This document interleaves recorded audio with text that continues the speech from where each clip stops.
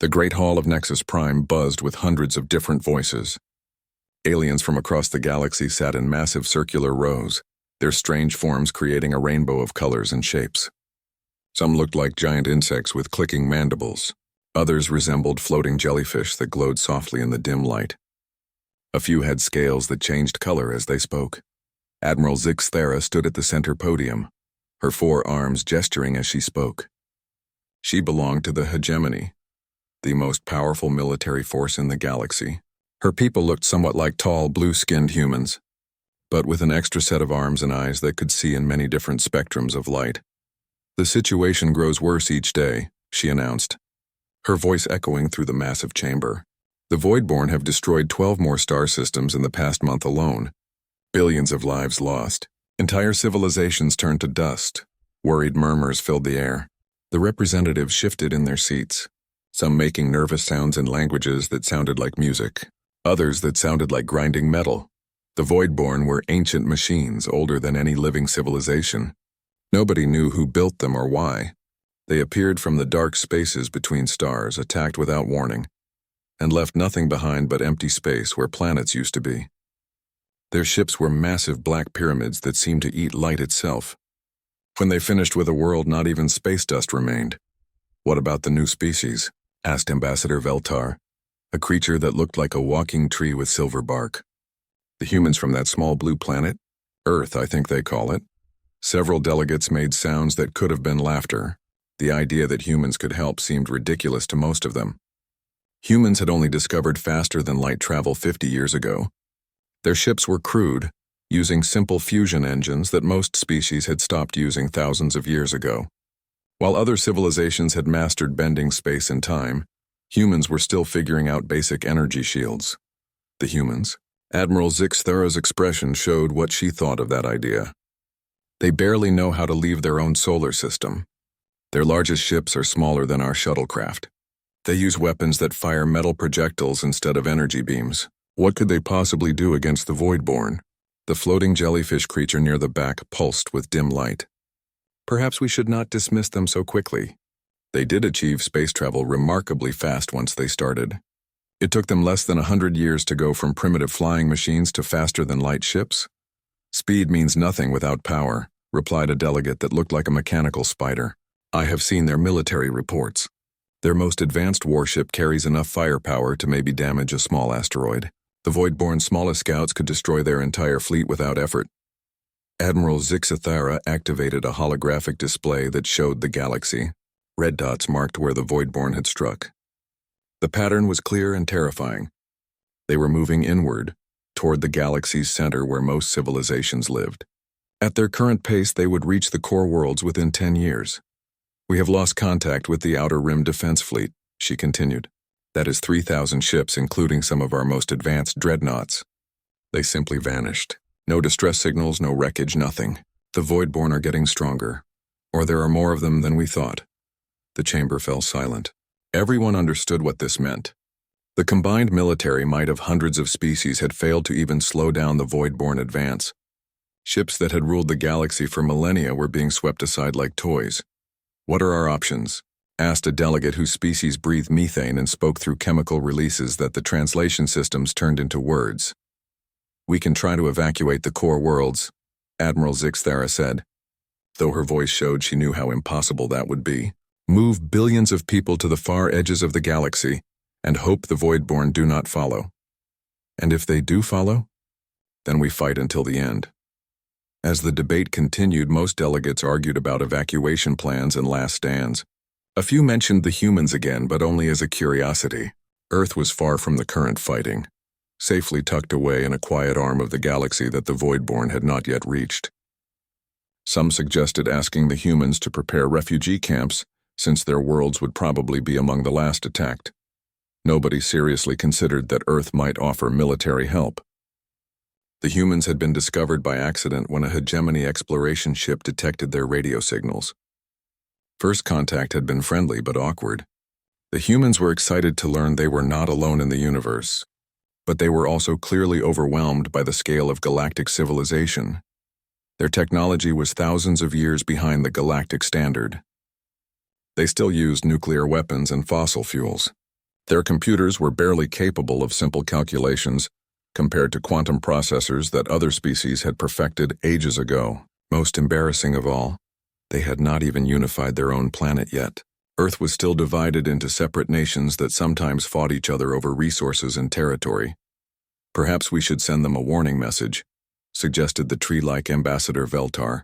Even if they cannot help us fight, they deserve to know what is coming. Several delegates agreed this was the decent thing to do. A few others thought it was pointless since the humans would be destroyed along with everyone else anyway, but the decision was made to send a message to Earth, explaining the situation and asking if they wanted to evacuate their people to safer regions of the galaxy.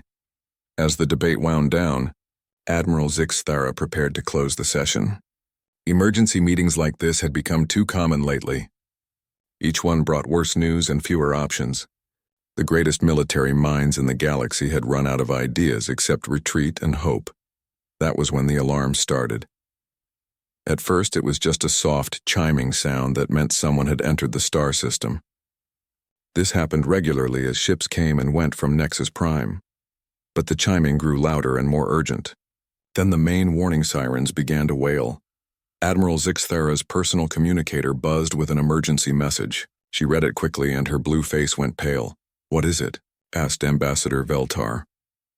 "Something just dropped out of hyperspace at the edge of the system," she said, her voice uncertain.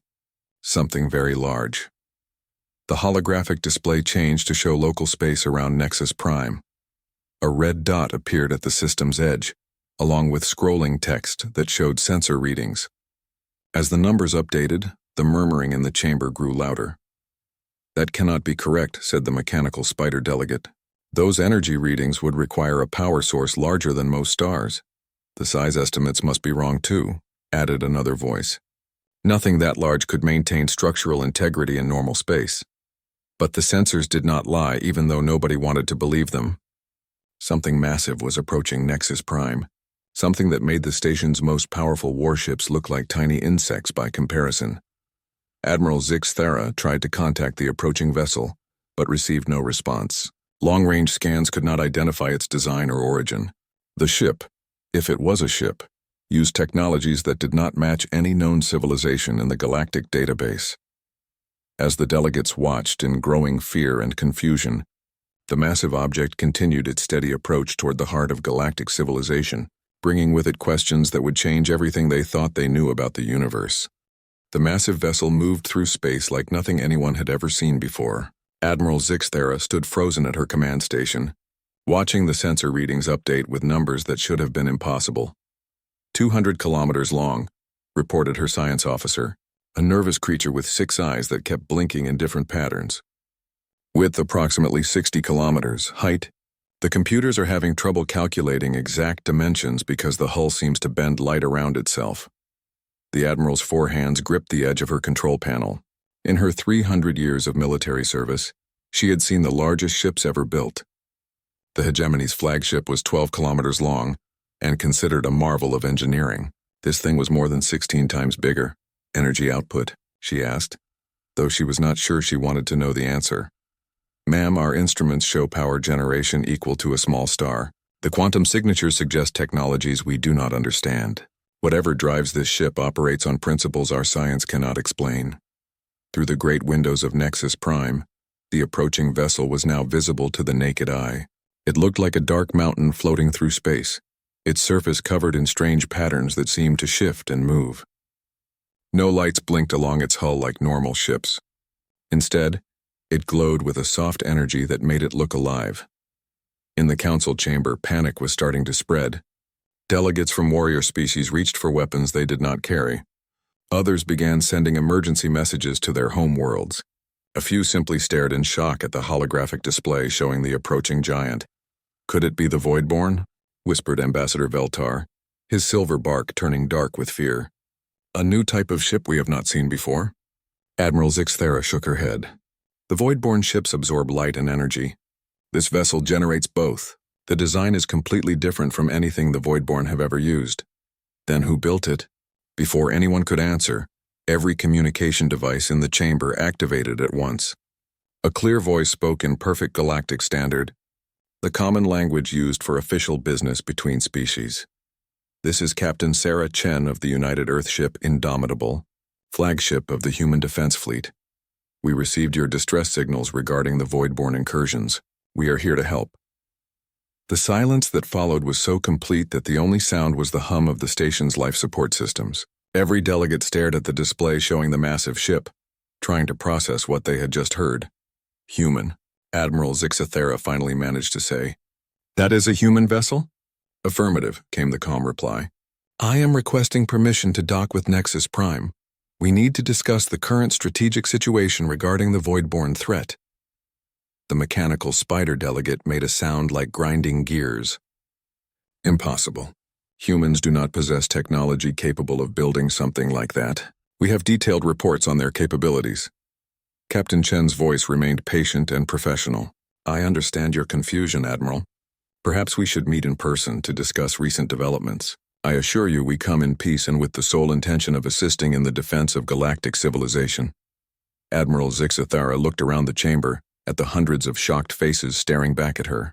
As the senior military officer present, the decision fell to her. Every instinct told her this was impossible, that humans could not have built such a ship, but the evidence floated in space before them, defying everything they thought they knew. Permission granted, she said finally. Docking Bay 7 can accommodate smaller vessels. I'm afraid we do not have facilities large enough for your ship. That will not be necessary, Captain Chen replied. I will transport over directly. Please ensure your medical facilities are prepared to treat any adverse reactions to quantum displacement technology. The communication ended, leaving the delegates in stunned silence. Quantum displacement was purely theoretical, even for the most advanced species. The amount of energy required to disassemble and reconstruct matter at the molecular level was thought to be impossible to achieve safely. She cannot mean what I think she means, said the floating jellyfish creature, its bioluminescent patterns flickering rapidly with distress. Apparently she does, Admiral Zixathera replied grimly. The station's sensors detected a massive energy buildup aboard the human ship. For a moment it looked like the vessel was preparing to fire some kind of weapon. Then the energy focused into a tight beam that struck Docking Bay 7 with pinpoint accuracy. When the light faded, a single human woman stood in the center of the bay, completely unharmed. She wore a simple uniform of dark blue fabric with strange symbols on the shoulders. Her brown hair was pulled back in a practical style, and her calm expression suggested that materializing from pure energy was something she did regularly. Captain Sarah Chen looked exactly like the humans everyone remembered from the first contact files, except for her eyes. There was something in them that had not been there 50 years ago. A depth of knowledge and experience that seemed older than her apparent age. Admiral Zixathera met her at the airlock, flanked by her best security officers. The human was smaller than most species represented on the station, but she carried herself with quiet confidence that made her seem much larger. Captain Chen, the Admiral said formally, welcome to Nexus Prime. I must admit your arrival has raised many questions. I imagine it has, Captain Chen replied with a slight smile. I apologize for the dramatic entrance. When we detected the emergency session in progress, we felt speed was more important than subtlety. You detected our session. From how far away? We were monitoring galactic communications from our position near the outer rim. Your distress signals regarding the Voidborn reached us about 6 hours ago. Admiral Zixathera's mind raced. The outer rim was weeks away, even with the fastest ships. No vessel could travel that distance in 6 hours. It was physically impossible according to every law of space travel. Perhaps, Captain Chen continued, we should join the others in the council chamber. I believe I have information that will be relevant to your current discussion. As they walked through the station's corridors, every alien they passed stopped to stare at the small human woman. Word was already spreading that the massive ship belonged to Earth, that humanity had somehow leapfrogged thousands of years of technological development in just 50 years. Captain, Admiral Zixathera said carefully, our records show that human technology was quite limited during our last contact.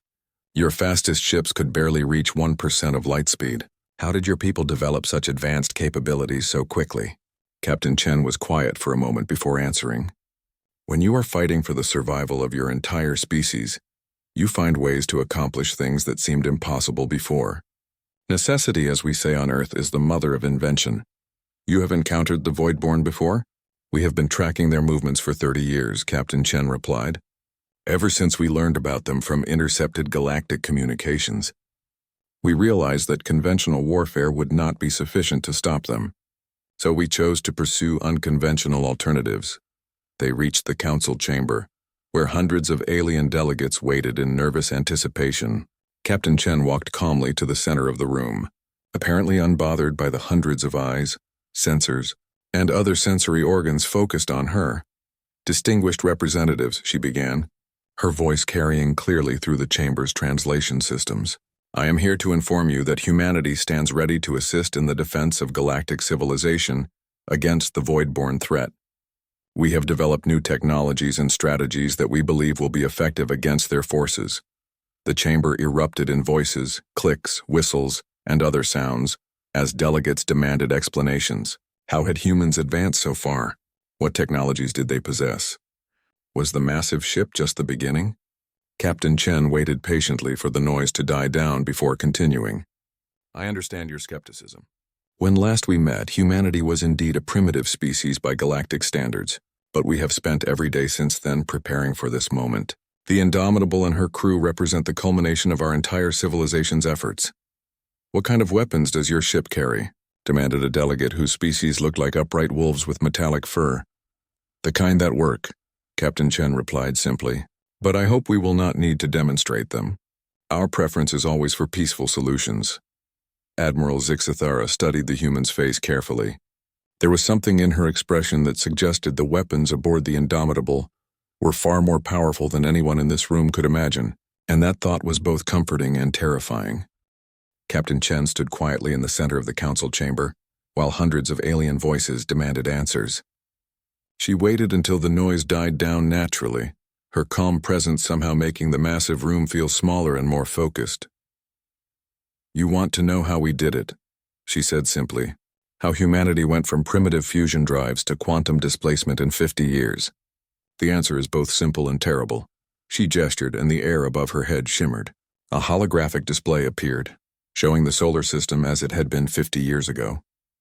Earth glowed blue and green, surrounded by small space stations and a few primitive colony ships heading toward Mars. This was our civilization when we first learned about the galactic community, Captain Chen continued. We were excited to discover we were not alone. We dreamed of joining the great alliance of species, sharing knowledge and culture across the stars. The hologram changed, showing intercepted communications from the galactic network. Messages about trade agreements, scientific discoveries, and cultural exchanges between different species. Then the messages began to change. Reports of attacks. Entire star systems going dark. The Voidborn. We were still celebrating our first contact when we learned about the threat moving toward the galaxy's core. We realized that by the time the Voidborn reached Earth, every other civilization would already be dead. We would face them alone, with ships that could barely leave our solar system. Ambassador Veltar leaned forward, his silver bark catching the light. So you began to develop new technologies, but the advancement you achieved should have taken thousands of years. You see the universe as it is, Captain Chen replied. We learned to see it as it could be. Your species spent millennia perfecting existing technologies, making them faster and more efficient. We had a different problem. We needed technologies that did not exist yet. The hologram shifted again, showing Earth as it was now. The planet looked different, somehow dimmer. The green and blue colors were faded, replaced by vast brown areas that looked like open mines. The orbital space around Earth was filled with massive construction platforms and industrial complexes that dwarfed the planet itself. We realized that our survival required us to fundamentally change how we understood physics itself, so we did. The floating jellyfish creature pulsed with nervous light. What do you mean, changed physics? Your scientists work within the laws of nature as you understand them, Captain Chen explained. They build better fusion reactors, more efficient engines, stronger materials. But they never question whether those laws are actually limits or just lack of imagination. She walked slowly around the chamber as she spoke, her footsteps echoing in the silence. Every delegate watched her carefully as if she might vanish like smoke. Humans have always been good at one thing above all others, We refuse to accept that something cannot be done. When we learned that faster-than-light travel was impossible, we invented it anyway. When we discovered that antimatter containment required facilities the size of moons, we built containment fields that fit in our pockets. The mechanical spider delegate clicked its mandibles nervously. Such advances would require computational power beyond anything that exists. The calculations alone would take centuries, which is why we built quantum computers that exist in multiple dimensions simultaneously, Captain Chen replied as if she was discussing the weather. When you can process information across parallel realities, centuries of calculations become moments of work. Admiral Zixthara felt a chill run through her forearms. Captain, what you are describing sounds like your people have been changing the fundamental structure of reality itself. In small, controlled ways, yes. We learned to convince matter that it wanted to be energy, and energy that it preferred to be matter. We taught space that distances were suggestions rather than requirements. We showed time that linear progression was optional under the right circumstances. The chamber erupted again, but this time the voices carried fear instead of curiosity. What the human was describing was not advanced technology. It was something that approached godlike power over the basic forces that held the universe together. The cost must have been enormous, said a delegate whose species breathed liquid and spoke through vibrations in their tank. Such power cannot come without sacrifice. For the first time since arriving, Captain Chen's expression showed sadness. The hologram above her head shifted to show Earth's surface in detail. Where great cities had once stood, only mining equipment remained. The oceans were smaller, their water converted into hydrogen for fusion reactors. The atmosphere itself looked thinner. Building the Indomitable required resources from 17 star systems, she said quietly. We stripped Earth down to its core. Every mountain, every ocean, every gram of useful material went into her construction. Our homeworld is now a hollow shell kept habitable only by artificial gravity generators. The silence that followed was deeper than space itself. Every delegate stared at the images of Earth's sacrifice, trying to understand the scale of what humanity had done to itself. The human population? Asked Ambassador Veltar, his voice barely a whisper. Evacuated to our colony worlds 30 years ago. Every man, woman, and child agreed to give up their home so that the galaxy might have a chance to survive. 12 billion people chose exile so that trillions of others might live. Captain Chen touched a control on her uniform, and the hologram changed again. This time it showed vast space stations orbiting distant stars, each one home to millions of humans living in artificial environments. They looked happy enough, but there was something in their eyes that spoke of permanent loss. 3 generations of humans have been born in space, Captain Chen continued. They have never seen a natural sky or felt real wind. They never will. Earth as it was is gone forever, transformed into the ship you see outside the station.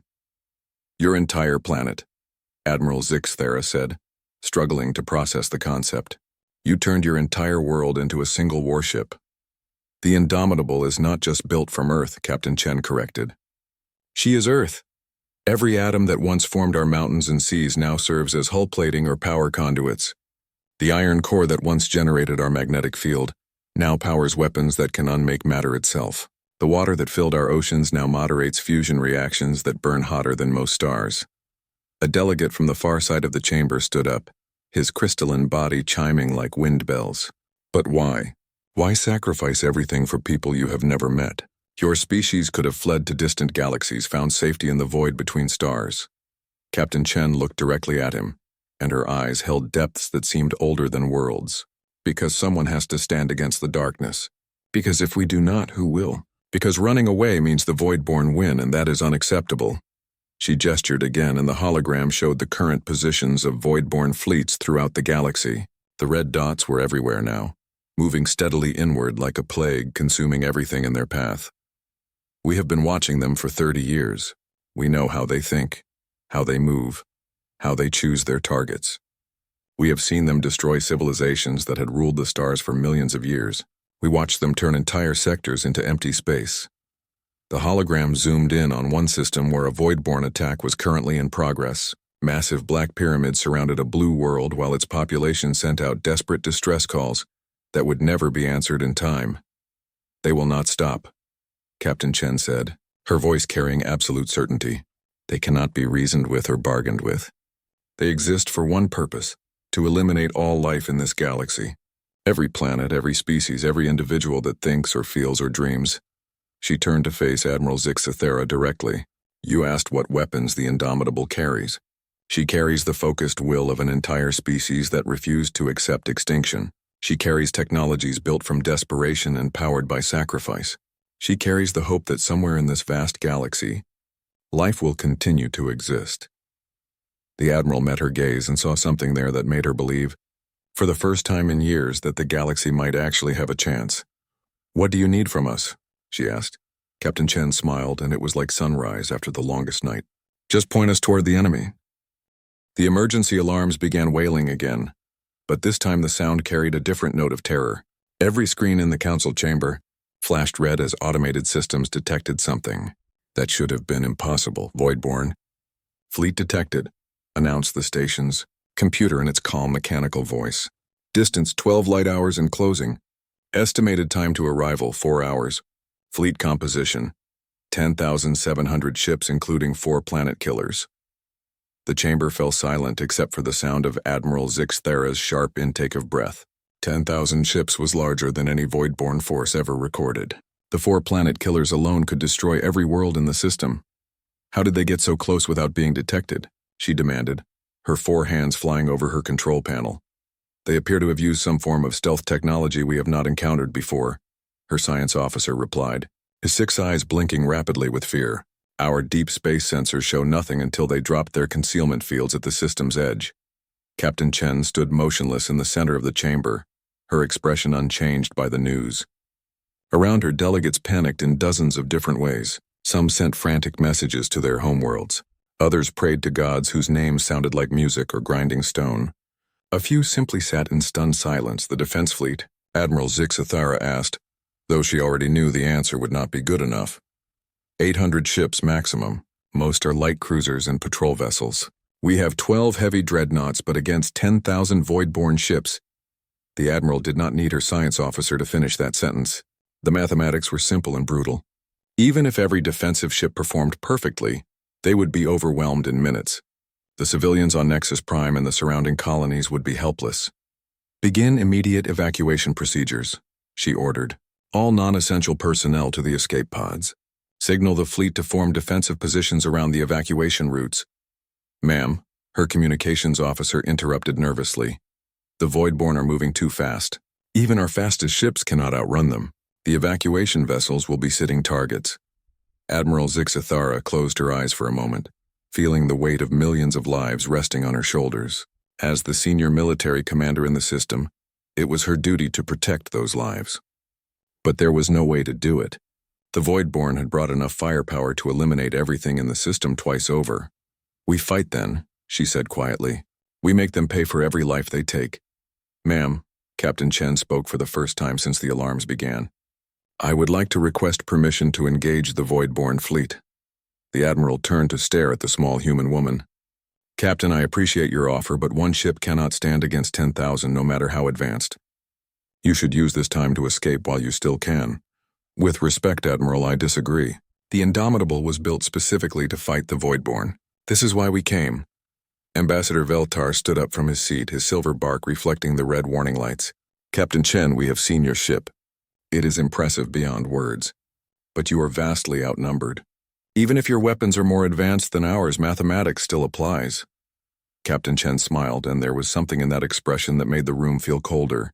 "Mathematics only applies when you are working within normal parameters. The Indomitable does not operate under normal parameters." She touched a control on her uniform, and her voice was transmitted directly to her ship. "Indomitable, this is the captain. We have a Voidborn fleet approaching. Please prepare for combat operations." A new voice filled the chamber, speaking with the same calm professionalism as Captain Chen. But this voice carried an undertone of vast power, like distant thunder before a storm. "Acknowledged, Captain. Voidborn fleet detected and analyzed. 10,700 enemy vessels confirmed. Tactical assessment complete. Combat systems standing by." "Wait," said the mechanical spider delegate, his voice clicking with confusion. "Who was that?" "Is there another human aboard your ship?" "That was the Indomitable herself," Captain Chen replied simply. She is not just a ship. She is a thinking, learning entity created from the combined consciousness of our entire species. Every human who sacrificed their world to build her contributed their knowledge, their memories, their dreams. She carries not just our technology, but our souls. The implications of that statement hit the chamber like a physical blow. The humans had not just built a ship. They had created an artificial intelligence using the minds of 12 billion people as its foundation. The Indomitable was not just a weapon. She was humanity itself transformed into something that could fight gods. "That is impossible," whispered the floating jellyfish creature.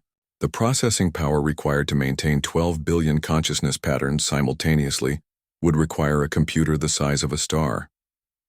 "Which is why we built her around a controlled black hole," Captain Chen explained as if she was discussing the weather.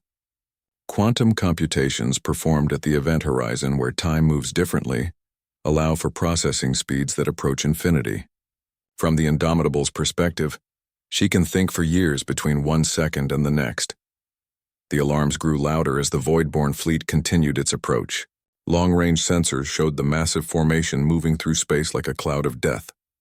The Black Pyramid ships absorbed all light that touched them, creating holes in space itself where stars should have been visible.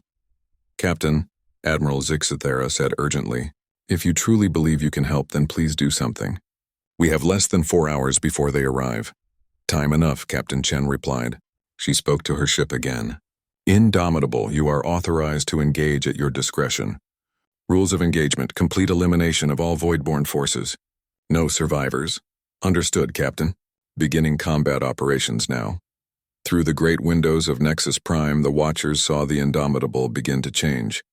The massive ship that had seemed so solid and permanent started to flow like liquid metal. Its hull reconfigured itself, weapon systems emerging from what had appeared to be smooth armor plating. Energy began to build along its surface, creating patterns of light that hurt to look at directly. "My God," Admiral Zixthera breathed. "What is she doing?" "Preparing to demonstrate why humanity refuses to accept defeat," Captain Chen answered. The Indomitable moved away from Nexus Prime with impossible grace for something so large. She did not use conventional engines.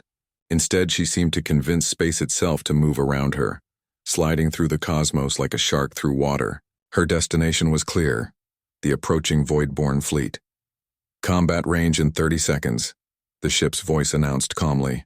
"Target acquisition complete. All enemy vessels identified and categorized. Weapon systems fully charged." On the tactical displays, the size difference between the forces was starkly visible. The Indomitable appeared as a single green dot facing 10,000 red ones. By every law of warfare ever written, the outcome should have been certain. "Engaging now," the Indomitable announced. What happened next would be recorded in the histories of every surviving species, studied by military academicians for centuries to come, and remembered as the moment when the balance of power in the galaxy shifted forever. The Indomitable did not fire conventional weapons. Instead, she began to rewrite the fundamental laws of physics in the space around the Voidborn fleet. Entire squadrons of enemy ships simply stopped existing as their atomic bonds were convinced to dissolve. Others found their black hole power cores converted to harmless hydrogen gas in microseconds. Some Voidborn vessels tried to fight back, firing exotic energy weapons that could normally crack planets. But their beams struck barriers that redirected the energy into parallel dimensions where it could do no harm. Return fire from the Indomitable took the form of controlled gravity waves that compressed enemy ships into singularities, or quantum fields that convinced matter it wanted to exist somewhere else entirely.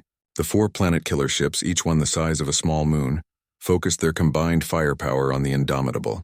For a moment, space itself seemed to burn as energies that could destroy worlds struck the human ship's defenses. The Indomitable absorbed every joule of energy and used it to power her own weapon systems. Then she reached out with invisible hands made of warped spacetime and simply turned the planet killers inside out. The massive vessels collapsed in on themselves and vanished, leaving only fading energy signatures to mark where they had been. In the council chamber, every delegate watched in stunned silence as 10,000 enemy ships were systematically eliminated. No battle in galactic history had ever been so one-sided. The Voidborn, who had terrorized civilizations for millennia, were being swept aside like dust before a hurricane. The entire engagement lasted 17 minutes. When it was over, Empty space marked where the greatest Voidborn fleet ever assembled had been. The Indomitable hung motionless among the debris, her hull glowing softly with residual energy. "Combat operations complete," her voice announced calmly. "All enemy vessels eliminated. No damage to ship systems. Weapons systems operating at 2.7% capacity during engagement. Less than 3%. The weapon that had just erased 10,000 ships had been barely trying." Captain Chen turned to face the shocked delegates. "The Voidborn threat to this system has been eliminated. We are prepared to offer similar assistance to any world under attack." Admiral Zixthera stared at the tactical display showing empty space where certain death had been minutes before. Her voice came out as barely a whisper. "What have you become?" The silence in the council chamber stretched for long minutes after the Voidborn fleet's destruction. Delegates stared at the empty space on their tactical displays, struggling to process what they had witnessed. The greatest threat the galaxy had ever known, eliminated in less than 20 minutes by a single ship. Captain Chen stood quietly in the center of the room, waiting for the shock to fade into questions. She understood their fear. Humanity had just demonstrated the power to destroy any civilization in the galaxy without effort. The balance of power that had existed for millennia had been shattered in 17 minutes. Admiral Zixthera was the first to find her voice. "Captain, what you have just shown us changes everything. Your ship possesses weapons that could eliminate entire star systems. What assurance do we have that humanity will not use this power against us?" "Because that is not who we are," Captain Chen replied simply. "We could have used the Indomitable to conquer the galaxy decades ago, while you still thought we were primitive. Instead, we spent 30 years preparing to defend it. We sacrificed our homeworld not to gain power over others, but to protect them from extinction." The mechanical spider delegate clicked nervously. "But you must understand our concerns. No single species has ever possessed such overwhelming military superiority. History shows that power corrupts, that those with strength eventually use it to dominate the weak. Human history shows something different," Captain Chen said. "It shows that our greatest achievements come not from conquering others, but from protecting them. We have always been at our best when we stand between the innocent and those who would harm them." She gestured, and a new holographic display appeared above her head. It showed star maps of the galaxy, with different colored regions marking various species' territories. But instead of the traditional borders based on military control, these showed something else entirely. "What you see here is our proposal for the future," Captain Chen continued. "The Terran Protective Alliance. Not an empire built on conquest, but a cooperation built on mutual defense and shared prosperity." Ambassador Veltar leaned forward, his silver bark catching the light from the hologram. "What exactly are you proposing?" "Simple. Any species that wishes to join the Alliance receives full protection from external threats, access to basic defensive technologies, and assistance in developing their own capabilities. In return, they commit to peaceful cooperation with other member species and the protection of all sentient life." The floating jellyfish creature pulsed with cautious light. "And if a species chooses not to join this alliance, then they are free to continue as they always have," Captain Chen replied. "We will not force anyone to accept our protection, but neither will we allow them to threaten those who do." A delegate from the far side of the chamber stood up. His species looked like crystalline trees and his voice chimed like distant bells. "You speak of protection and cooperation, but you have just demonstrated the ability to eliminate entire fleets effortlessly. How do we know you will not change your minds about conquest?" Captain Chen was quiet for a moment before answering. When she spoke, her voice carried the weight of profound sadness. "Because we remember what it cost us to build this power. Every human alive knows someone who sacrificed everything so that the Indomitable could exist. We carry the memory of our lost world with us every day. That pain reminds us why we fight and what we fight for." The hologram changed to show human colony worlds scattered across distant systems. The cities were beautiful in their own way, but they were clearly artificial constructions in space or on planets that could never truly replace Earth. "We could rebuild Earth now," Captain Chen continued. "The Indomitable's manufacturing systems could reconstruct our homeworld in a matter of years. But we choose not to. The empty shell where Earth used to be serves as a reminder of what we are willing to sacrifice for others. As long as any species in this galaxy faces extinction, our sacrifice is not complete." Admiral Zixthera studied the human's face carefully. She had spent centuries learning to read the expressions of different species, and what she saw in Captain Chen's eyes was genuine. The pain of loss, yes, but also an unshakable determination to ensure that no other species suffered the same fate. What specific protections would the Alliance provide? She asked. Immediate response to any threat that member species cannot handle themselves, Captain Chen replied. The Indomitable can reach any point in the galaxy within hours. We would also share basic defensive technologies, help establish planetary shield systems, and provide early warning networks to detect threats before they arrive. And the Voidborn? The Indomitable will hunt down every remaining Voidborn ship in the galaxy. We estimate this will take approximately 18 months given their current distribution and hiding tactics. After that, we will establish monitoring systems to ensure they never return. The chamber buzzed with quiet conversations as delegates discussed the proposal among themselves. Some species were clearly interested in the protection being offered. Others worried about becoming dependent on human technology. A few were suspicious of humanity's motives. Despite the evidence of their good intentions, there is one thing I do not understand, said a delegate whose species breathed methane and spoke through chemical releases. Why reveal your capabilities now? You could have continued to let us believe humans were primitive while secretly protecting the galaxy. Why risk the fear and suspicion this revelation brings? Captain Chen smiled sadly. Because secrets create mistrust and mistrust leads to conflict. We want the galaxy to know exactly what humanity is capable of, so there are no misunderstandings or false assumptions. Transparency builds the foundation for lasting peace. She paused, looking around the chamber at hundreds of different species, each representing unique cultures and ways of thinking that had developed over millions of years.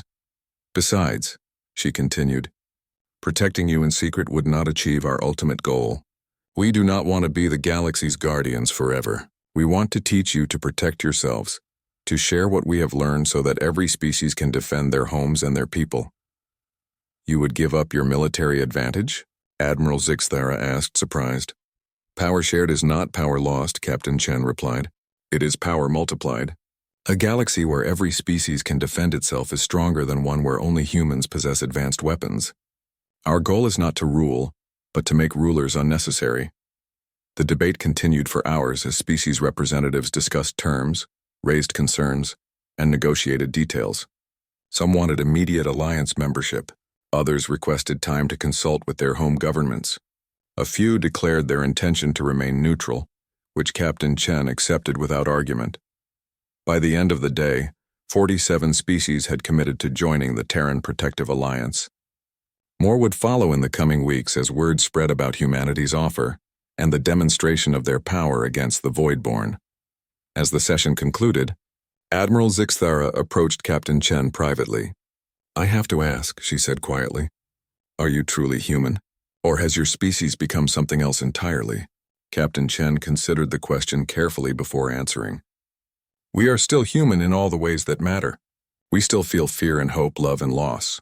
We still make mistakes and learn from them. But we have also become something more than we were. The Indomitable carries not just our technology, but our collective wisdom, our shared experiences, our commitment to protecting life.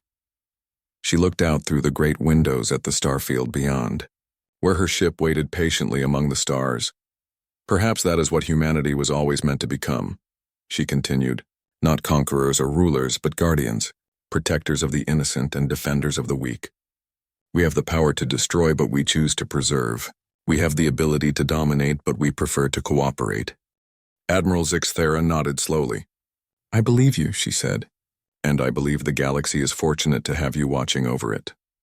The galaxy is fortunate to have billions of species working together to protect each other. Captain Chen corrected gently. Humanity is just one voice in that chorus, even if we happen to sing a little louder than most. As Captain Chen prepared to return to her ship, she took one last look around the council chamber.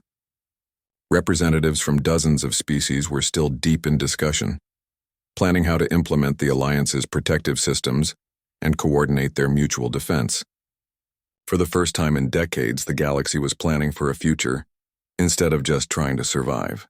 The Voidborn threat would soon be eliminated entirely. Species that had lived in fear could focus on growth and exploration again. Children across the galaxy would grow up in a universe where extinction was no longer an ever-present threat. The sacrifice of Earth had not been in vain. From the ashes of humanity's homeworld, something beautiful was being born. A galaxy united not by conquest, but by the shared determination to protect all life. As Captain Chen dematerialized in a column of quantum energy, transported back to the Indomitable, her final words echoed in the chamber. The stars belong to everyone. We just make sure they stay that way. And in the vast darkness of space, the ship that had once been Earth continued its eternal watch, carrying within its hull the hopes and dreams of 12 billion humans who had chosen to sacrifice everything so that trillions of others might live in peace.